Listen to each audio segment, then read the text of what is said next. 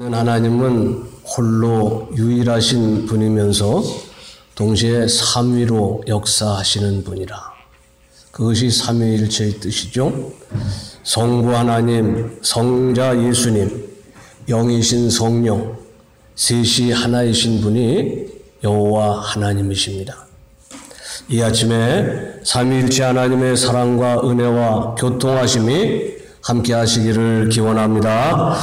성경에는 아주 드물게 하나님이 스스로를 가리켜 나라고 하지 않으시고 우리라고 하시는 부분이 있습니다. 나는 하나고 우리는 여럿이니 삼위일체를 암시하는 것이라고 볼 수 있겠죠. 하나님이 사람을 만드실 때 뚜렷합니다. 하나님이 이르시되 우리의 형상을 따라 우리의 모양대로 우리가 사람을 만들고. 하나님의 창조 역사 전부에 삼위일체 하나님의 역사가 깃들어 있습니다. 세상을 지으신 분은 성부 하나님이시죠. 태초에 하나님이 천지를 창조하시니라. 그때에 하나님의 영 성령이 활동하고 계셨습니다. 땅이 혼돈하고 공허하며 흑암이 깊음 위에 있고 하나님의 영은 수면 위에 운행하시니라. 말씀으로 세상을 지으셨는데 그 말씀은 육신을 입고 세상에 오신 예수님이시죠. 하나님이 이르시되 빛이 있으라 하시니 빛이 있었고 말씀이 육신이 되어 우리 가운데 거하심에 우리가 그의 영광을 보니 아버지의 독생자의 영광이요 은혜와 진리가 충만하더라. 하나님이 세상을 지으시는 큰 일을 마치고 안식하실 때였습니다. 아담과 하와가 하나님의 명을 거역하고 선악과를 따먹었습니다. 먹으면 필경 죽으리라 하셨는데 정말 큰일, 죽을 일이 생긴 거죠. 하나님의 안식이 깨지고 다시 일을 시작하셔야만 하는 그런 일이 생긴 겁니다. 그때 하나님이 말씀하셨습니다. 보라, 이 사람이 선악을 아는 일에 우리 중 하나같이 되었으니. 처음 세상을 지으실 때 삼위로 역사하셨습니다. 사람을 지으실 때 삼위 하나님의 특별한 역사가 있었습니다. 죄를 지은 인생을 심판하고 구원의 역사를 새로 시작하실 때 삼위로 역사하셨다는 그런 얘기입니다. 무엇을 할 수가 있습니까? 문득 가장 큰 계명, 영원한 계명이 머리에 떠오릅니다.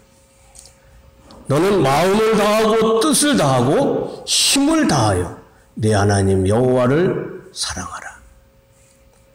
마음과 뜻과 힘 셋이죠. 온 마음, 온 뜻, 온 힘을 기울여서 삼위 하나님이 하나가 되어 일하시는 모습과 겹치는 것입니다. 하나님이 삼위일체로 역사하실 때는 온 힘을 기울이고 온 마음과 뜻을 쏟아야만 하는 크고 어려운 일을 하실 때라는 거죠. 저는 오늘 삼위일체의 교리를 설명하려는 게 아닙니다. 하나님의 크신 신비를 사람의 말로 푸는 것은 가능한 일이 아닙니다. 홀로 감당할 수 없는 큰 일 앞에서 셋이 하나가 돼가지고 근심하시며 탄식하시고 힘들어하는 그 모습을 헤아려 보는 시간이 되시기를 기원합니다. 오늘 봉독한 말씀은 이사야가 부름받을 때의 이야기입니다. 주목할 것은 여기도 하나님이 스스로 우리라고 칭하고 계신다는 거죠. 내가 누구를 보내며 누가 우리를 위하여 갈고. 하나님의 깊은 근심과 염려가 느껴지지 않으십니까? 멸망의 길을 향해 달려가는 장자 이스라엘을 위해서 무언가 하실 말씀이 있는데 그 말을 전할 자가 없어서 한숨 지으며 탄식하는 소리가 들리는 것 같습니다. 우리라는 그 말에서 셋이 하나가 되어 온통 아파하시며 근심하시는 하나님의 모습이 떠오릅니다. 하나님의 일에 부름을 받는 자는 이 하나님을 경험한 자입니다. 삼위로 역사하시는 하나님을 경험하는 자라는 거죠. 셋이 어떻게 하나가 되는지 그 이치를 안다는 게 아닙니다. 그의 어미한 영광을 보는 동시에 자기의 더러움이 씻어지는 은혜를 입고 하나님의 근심을 알고 그의 탄식을 듣는 자가 된다는 것입니다. 온 힘을 기울여 애쓰시는 하나님의 이 안타까움을 느끼는 사람입니다. 그런 사람은 하나님의 부르시는 소리에 귀를 막을 수가 없습니다. 숨을 수도 없습니다. 망설임 없이 대답하게 됩니다. 내가 여기 있나이다. 나를 보내소서. 이사야가 그런 경험을 한 겁니다. 이사야가 먼저 본 것은 성부 하나님의 거룩한 영광이었습니다. 우시야 왕이 죽던 해에 내가 본즉 주께서 높이 들린 보좌에 앉으셨는데 그의 옷자락은 성전에 가득하였고 스랍들이 모시고 섰는데 각기 6날개가 있어 그 둘로는 자기의 얼굴을 가리었고 그 둘로는 자기의 발을 가리었고 그 둘로는 날며 서로 불러 이르되 거룩하다 거룩하다 거룩하다 만군의 여호와여 그의 영광이 온 땅에 충만하도다 하더라. 이같이 화답하는 자의 소리로 말미암아 문지방의 터가 요동하며 성전의 연기가 충만한지라. 천사들의 옹의를 받으며 좌정하신 하나님의 영광이죠. 천사들에게 6날개가 있는데 2날개로는 얼굴을 가렸다고 그랬습니다. 감히 바라볼 수 없었다는 얘기죠. 2날개로는 발을 가렸는데 이것은 겸손과 자기 부정을 가리키는 것입니다. 나머지 2날개로 날면서 하나님을 찬미하는데 거룩하다 거룩하다 거룩하다 3번을 외치고 있습니다. 천사들은 여호와의 영광이 온 땅에 충만하다고 찬송을 했습니다. 하나님의 영광이 그 거룩함에서 발현하는 것이라는 뜻이죠. 하나님의 거룩함은 지음받은 것들과 구별되는 그 부분에서 생기는 겁니다. 영광은 창조주와 피조물 사이에 구별이 있으므로 나타나는 것이란 그런 말입니다. 그 영광을 바로 볼 자가 없었습니다. 천사들조차 감히 우러러볼 수가 없어 2날개로 얼굴을 가렸습니다. 모세가 하나님을 뵙고 산에서 내려왔을 때 사람들은 하나님의 영광의 빛이 깃든 모세의 얼굴을 볼 수가 없었습니다. 바울의 말대로 모세의 얼굴에 깃든 그 영광은 사라질 영광이었어요. 하나님의 영광이 비춘 것에 불과했다. 그림자였습니다. 그럼에도 이스라엘은 모세의 얼굴을 바로 볼 수가 없었다고 그랬어요. 그런데 이사야는 하나님의 그 영광을 직접 본 것입니다. 이사야의 입에서 천사와 같은 찬송이 아니라 절망스러운 탄식이 흘러나왔습니다. 과로다 나여 망하게 되었도다. 나는 입술이 부정한 사람이요 나는 입술이 부정한 백성 중에 거주하면서 만군의 여호와이신 왕을 배웠으미로다. 베드로가 예수님의 부르심 받을 때도 그랬죠. 밤새도록 애를 썼어도 고기를 잡지 못한 어느 날 주님이 찾아오셨습니다. 말씀대로 깊은 곳에 그물을 던져 2배 가득 고기를 잡았습니다. 만세 소리가 절로 나오고 크게 감사하며 찬송을 했어야 될 것 같은데 베드로의 입에서 뜻밖의 소리가 나오지 않았어요. 시몬 베드로가 이를 보고 예수의 무릎 아래에 엎드려 이르되 주여 나를 떠나소서 나는 죄인이로소이다. 이사야가 탄식한 정황과 같은 것입니다. 뭘 말하고 있습니까? 주님의 거룩하심 앞에 인생의 죄가 숨김없이 드러난다는 그런 뜻입니다. 자기의 추악하고 더러운 것을 감출 수가 없고 그로 말미암아 미칠 화로 두려움에서 벗어날 수가 없었다는 거죠. 사람들은 예수 믿는 사람들이 왜 그렇게 주구장창 나는 죄인이라고 하는지 모르겠다고 흉을 보잖아요. 믿는 자들이 스스로 죄인이라고 하는 것은 악을 행해서가 아닙니다. 죄를 지어서가 아니에요. 하나님 앞에 하나님의 거룩함 앞에 서는 자들이기 때문에 그렇습니다. 그 영광을 보게 되면 절로 나는 죄인이로소이다 고백하며 두려워하지 않을 수가 없는 거죠.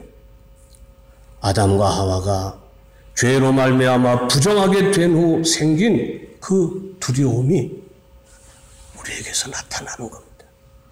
이르되 내가 동산에서 하나님의 소리를 듣고 내가 벗었으므로 두려워하여 숨었나이다. 부정한 자들이 거룩함 앞에서 마땅히 지녀야 할 마음이 두려움인 거예요. 내가 발가벗겨지고 내 속이 다 밝히 드러나는데 이 부끄러움을 어쩔 수가 없습니다. 거기서 비롯되는 저주와 화를 피할 길이 없을 것 같아서 두려워할 수밖에 없는 것이죠. 그런데 그 두려움이 있어야 회개가 있고 회개가 있는 곳에 천국이 임하는 줄로 믿습니다. 이사야가 느낀 것도 두려움이었습니다. 그것도 죽음을 예감하는 심각한 두려움이었어요. 그런데 하나님은 그 이사야에게 은총을 베푸셨습니다. 그때 그 스랍 중에 하나가 부젓가락으로 제단에서 집은 바 핀 숯을 손에 가지고 내게로 날아와서 그것을 내 입술에 대며 이르되 보라 이것이 내 입에 닿았으니 내 악이 제하여졌고 내 죄가 사하여졌느니라 하더라. 죄를 씻어주셨습니다. 부정함을 제해주셨습니다. 천사 중 하나가 핀 숯, 달구어진 숯을 이사야의 입술에 대며 거기에 깃든 악과 죄가 다 없어졌다는 그런 얘기겠죠. 핀 숯을 입술에 댔는데 입술은 타지 않고 악이 제하여지고 죄가 사해지는 신비가 나타난 겁니다. 태웠는데 타지 않고 씻어지는 역사가 나타난 거예요. 죽음을 각오하고 있던 이사야에게 베풀어진 하나님의 은혜였습니다. 핀숯을 입술에 대면 입술이 타서 다시 말할 수 없게 되는 것이 당연한 일입니다. 그러나 이사야는 그날 이후 하나님의 말씀을 그 입술에 담는 자가 됐습니다. 제사장이었던 이사야가 예언자가 된 것이죠. 예언자, 하나님의 말씀을 그 입에 담은 자가 된 것입니다. 성자 예수 그리스도의 죄를 사하시는 은혜가 그랬습니다. 주님은 죄 없이 십자가에서 죽으셨어요. 우리가 죽어야 하는데 그가 죽으심으로 우리의 죄가 사해지는 능력이 나타났습니다. 죄의 종들이 하나님의 자녀가 됐습니다. 십자가에 달리신 예수님은 사람이 되신 하나님이십니다. 당신이 모욕을 당하시고 당신이 아파하시고 마침내 당신이 죽으심으로 죄인들을 구원하셨습니다. 하나님의 죽으심을 통해 인생들은 죽을 수밖에 없는 죄 가운데서 죽지 않고 사함을 받는 은혜를 입었습니다. 태웠는데 타지 않고 말씀이 담겨지는 은혜를 입은 것과 같은 것이죠. 하나님의 은혜는 받는 자에게는 값없이 얻는 선물이지만 그 은혜를 주시는 분에게 따르는 것은 아픔입니다. 하나님의 아파하심으로 죄인이 사함을 받는 거예요. 훗날 이사야가 이렇게 말했습니다. 그가 찔림은 우리의 허물 때문이요 그가 상함은 우리의 죄악 때문이라. 그가 징계를 받음으로 우리는 평화를 누리고 그가 채찍에 맞음으로 우리는 나음을 입었도다. 성자 예수의 구원의 은총이 십자가 고난을 통해 임한 것이라면 이사야의 입술을 정하게 하신 은혜는 하나님의 마음을 태우는 아픔으로 임했을 것입니다. 이사야의 입술이 타는 그 고통을 하나님이 대신 겪으신 거죠. 하나님은 형상이 없으시니 그 마음이 탔을 것입니다. 하나님의 아픔을 아는 자들이 되시기를 기원합니다. 당신의 몸을 십자가에 매달아서 피와 물을 다 쏟으신 그 아픔입니다. 아들을 십자가에 매다는 그 심정입니다. 하나님이 주신 사죄의 은총은 무엇으로도 갚을 길이 없습니다. 그렇다고 그냥 있을 수만은 없는 은총이죠. 너무나 커요. 갚을 길이 없으니 아무것도 할 수 없다고 말하면 안 됩니다. 믿기만 하면 된다는 말 속에는 자칫 그런 위험이 도사리고 있는 것 같아요. 우리는 믿는 것 외에는 달리 할 일이 없다. 갚을 수는 없어도 받기만 해서 되는 것은 아닙니다. 갚을 수는 없지만 하나님과 함께 아파하고 하나님과 함께 근심할 수는 있는 것이죠. 하나님의 영광을 보고 그의 사하시는 은총을 받은 자만이 하나님의 아픔을 느끼고 그의 탄식하는 소리를 들을 수가 있습니다. 이사야가 그랬잖아요. 입술을 태우는 고통 없이 부정함을 씻은 이사야에게 들리는 음성이 있었습니다. 내가 또 주의 목소리를 들으니 주께서 이르시되 내가 누구를 보내며 누가 우리를 위하여 갈꼬. 근심하시는 음성이죠. 아파하시는 마음이 깃든 음성입니다. 내게 임한 이 은혜가 나를 대신해서 스스로 태우고 죽이심으로 베푸신 은혜임을 아는 자들이 들을 수 있는 그런 소리입니다. 둔한 자들은 못 듣는 소리예요. 은혜 못 받은 자들은 안 들리는 소리입니다. 이사야는 되물을 필요도 없이 자신이 무엇을 해야 할 것인가를 알았습니다. 사명을 알게 된 거죠. 하나님의 근심에 참여하는 것이 그의 일이었습니다. 하나님과 함께 아파하는 것이 그가 해야 될 일이었습니다. 이사야는 주저하지 않고 말했죠. 내가 여기 있나이다. 나를 보내소서. 삼위 하나님은 세상을 지으시는 크고 놀라운 일을 하셨습니다. 사람을 지으시는 어려운 일을 하셨어요.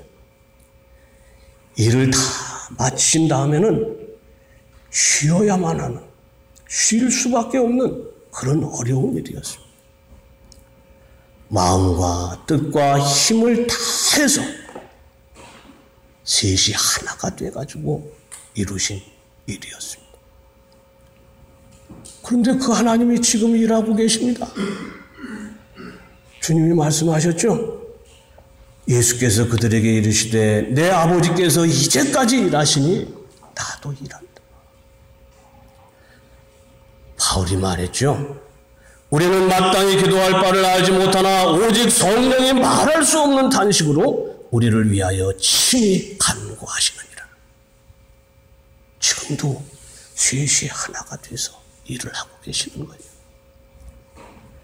창조의 큰 역사를 마치신 후 쉬시던 하나님이 다시 모여서 일하기 시작한 것이 그게 언제입니까? 첫사람 아담이 범죄한 직후였습니다. 구원하시는 일을 시작한 겁니다. 구원의 역사는 새 창조의 역사입니다. 한 번 지음받은 것을 새롭게 하시는 역사이기 때문에 그렇죠. 새 창조의 역사는 처음 창조하신 일과 다름없이 힘들고 어려운 일입니다. 그래서 구원의 역사, 새 창조의 역사를 시작하실 때도 삼위 하나님이 등장하는 거예요.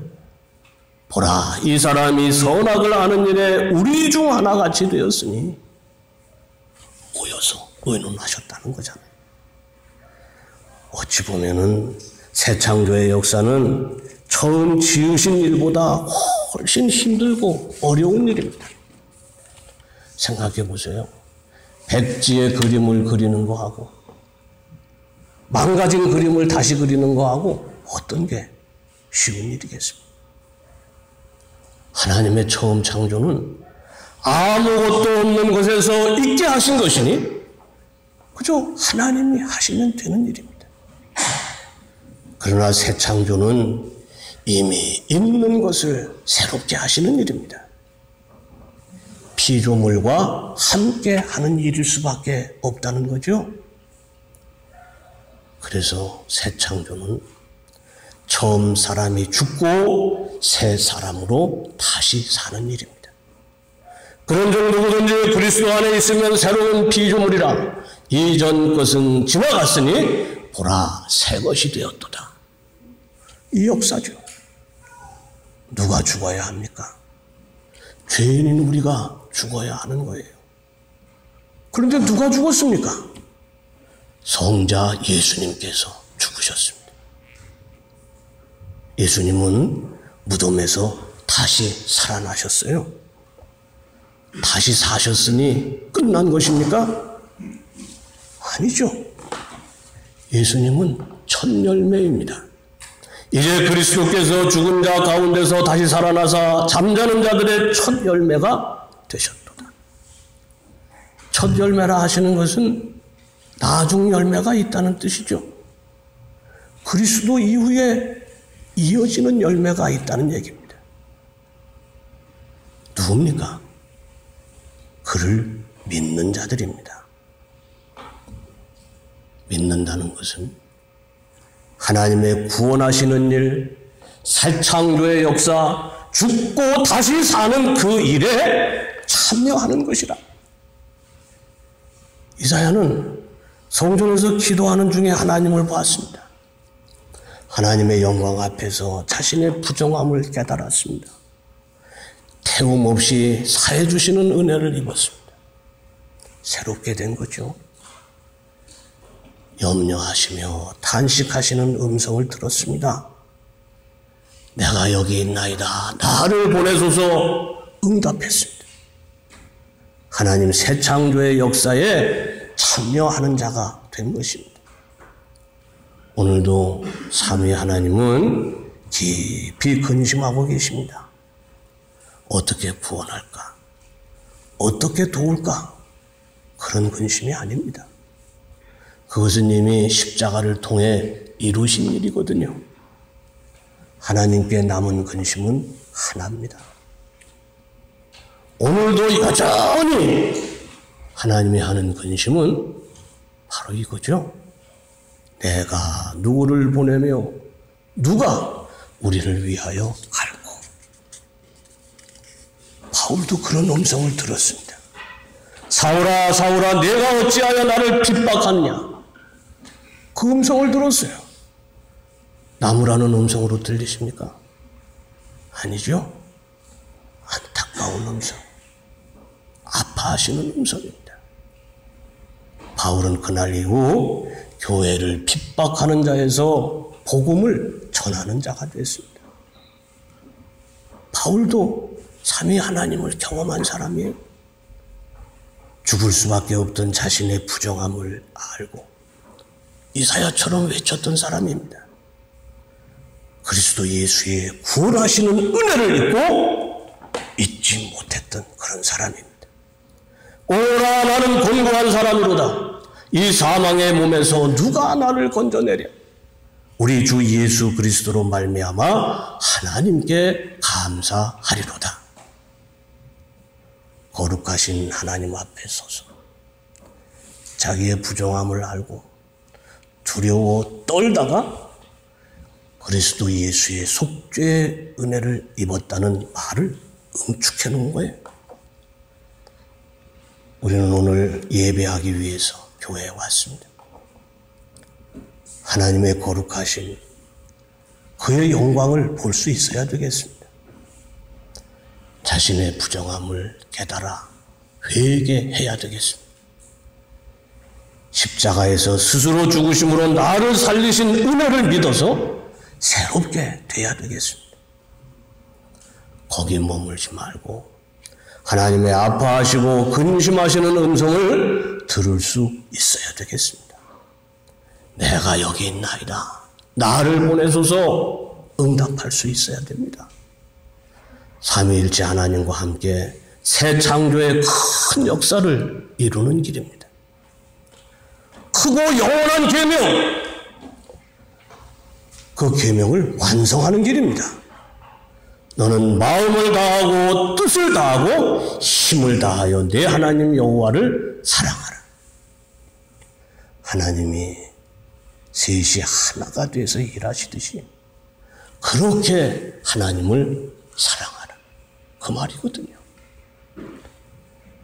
하나님의 영광을 보고 자기의 죄를 씻으며 하나님의 음성에 아멘하는 그런 공덕교회 성도들 다 되시기를 간절히 기원합니다. 아버지 감사하고 감사합니다. 우리는 주의 부르심을 받았습니다. 아버지, 우리가 언제 주의 영광 앞에 나를 세운 적이 있습니까? 주님의 거룩하심 앞에 이제 나는 죽었다고 말할 때가 있었습니까? 이사야가 오래 제사장 일을 하면서 아버지 마침내 그 일을 겪었을 때 그는 예언자의 부름을 받고 하나님의 새 시대를 예비하는 자가 됐습니다. 아버지, 늘 주일이 되면 주님 앞에 나오지만 하나님의 거룩함 앞에 서지 못하고 장막 뒤로 몸을 숨기는 어리석은 우리들이 아니겠습니까? 이제 간절히 기도하오니 하나님의 거룩함 앞에 나를 드러내고 나를 구원하시는 하나님의 은총을 입게 하여 주옵소서. 성령의 말할 수 없는 그런 탄식 소리를 듣는 자가 되게 하시고 그 음성에 함께 아파하고 함께 근심하고 함께 염려하는 자들이 되게 하여 주옵소서. 감사합니다. 주님의 부르심에 어디든지 가오리라 응답하는 저희들 되게 하시고 주와 함께 일하는 자가 되게 하여 주옵소서. 예수님 이름으로 기도하옵나이다. 아멘.